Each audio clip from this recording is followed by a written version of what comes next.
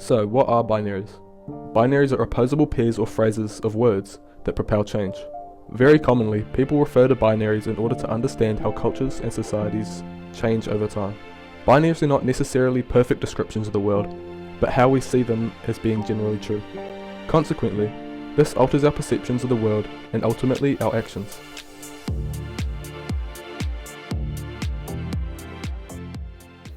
Binaries exist for a reason. They are tools that enable society to simplify ideas for improved understanding. They are often based in some degree of fact. The Global North and the Global South are groupings of countries based on their socio-economic position. The Global South is constructed as the opposite of the Global North. It's less developed or still developing, and people there often have lower incomes and higher poverty. Binary of the Global North versus the Global South is a socio-economic and political framework for understanding and analysing the relative prosperity and international power of countries around the world. It is an evolution of historical concepts such as the First and Third World. Various factors influence the way we see and categorise countries as either being in the Global North or South. Ultimately, the binary relies on simplifying ideas about development and power to divide countries into two distinct categories. But this binary is not perfect. A lot of complexity is left out. We have to consider how the reductive view of nations portrays certain groups and creates change. Firstly, it misses the fact that there is often a global south within global north countries, or vice versa. Let's look at South Korea and Chile. Both nations have a very similar poverty rate, with Chile even experiencing greater economic growth. But Chile is considered to be in the global south and South Korea in the global north. Underlying inequities and differences between individual people in a country are missed by this binary. Secondly, the global south is often determined by economic metrics, but this doesn't necessarily mean a country is underdeveloped or not contributing at all. For example, Rwanda has higher rates of gender equality than the USA, and it contributes more peacekeepers to the UN than most other countries. Despite being in the global south, this reaffirms that nations that may be identified in the global south take a leadership role in global politics, which does not match the simplified narrative of the binary itself. Lastly, the term global south does not refer to geographical location, as evidenced by New Zealand and Australia's high rate of development, but it is still rooted in Eurocentric ideas about the North and Europe being better than indigenous cultures in Southern Africa, Asia, Latin America, and Oceania.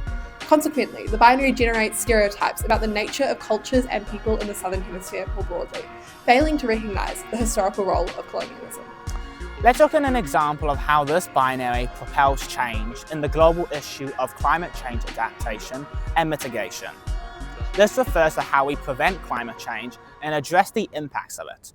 The Global North and Global South binary creates a simplified framework to generally know who requires support in the battle against climate change and its effects. Countries know who to target aid to, and people around the world accept the narrative that these countries are in the Global South and so are deserving of aid. Global North countries support capacity building through the transfers of money, technology, and expertise. But how is this aid provided? Oxfam research has found that 2/3 of climate-related financial support to the Global South comes in the form of loans. This binary may push the Global North to support the Global South, but it also pushes the Global South to accept the support and the debt financing, soft power concessions, and neoliberal policy strings that are attached to it. They abandon their own indigenous knowledge and practices in favour of following and relying on the better Global North to develop and protect against climate change.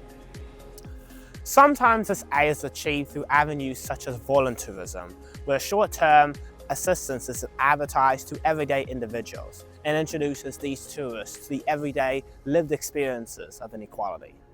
Volunteerism relates to the Global North, Global South binary, as it depicts the North as the primary sender of volunteers and the South as the passive recipient. In addition to this, foreign aid may foster dependence from these countries on the Global North.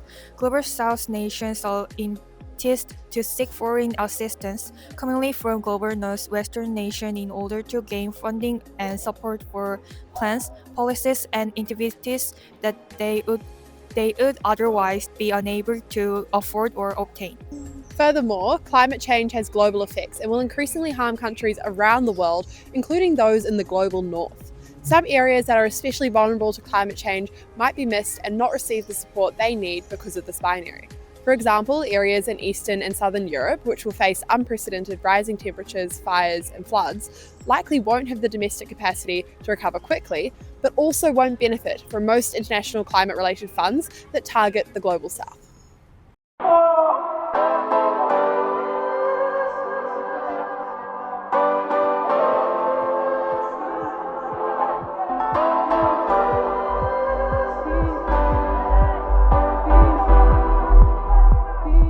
In the early colonial period, New Zealand would have been seen as part of the Global South. It was used to justify colonisation in the name of development. Actions such as the banning of te reo Māori, the spread of Christianity through missionaries, or the taking of land were framed as necessary for maximising the productiveness of land and civilising Māori people. Secondly, the term white man's burden was used to argue that the harm of colonisation was actually on the global north. And finally, we can see the impacts of these attitudes today, with politicians Paul Goldsmith and David Seymour calling colonisation on balance a net positive. And I'm always amazed by the myopic drone that colonisation and everything that's happened in our country is all bad. New Zealand's experience of transition away from being viewed as part of the Global South towards being part of the Global North due to westernization. Furthermore, we now benefit as a country from being seen as part of the Global North, being able to participate in trade deals, have our voice matter on the international stage, and be able to take out loans at low rates. But it is important to remember that we haven't always been considered part of the Global North, and that this perception is rooted in our history as a settler colony and westernization. And lastly, our categorization as part of the Global North fails to account for the socio-economic struggles that people, especially Māori and Pacifica, may experience in New Zealand. These examples show how the use of binaries require more nuanced decisions. Binaries may offer some benefits or be important for gaining a surface level of understanding of important issues. Furthermore, understanding the binary of Global North, Global South more deeply is extremely important. Firstly, we often see this binary propagate on social media through imagery and discussion about what Global North and South countries are like. In addition to this, politicians and international organisations also use this framework. This means that the binary is influencing discussions and decision-making at the highest level. As shown in New Zealand, the Global North, Global South binary and its categorization is capable of changing and evolving, therefore our understanding and use of the binary, and it has the potential to create change. So that's what we think the Global North/Global South binary is. But binaries influence everyone, and so now it's time for you to think about what it means to you and how it changes your actions.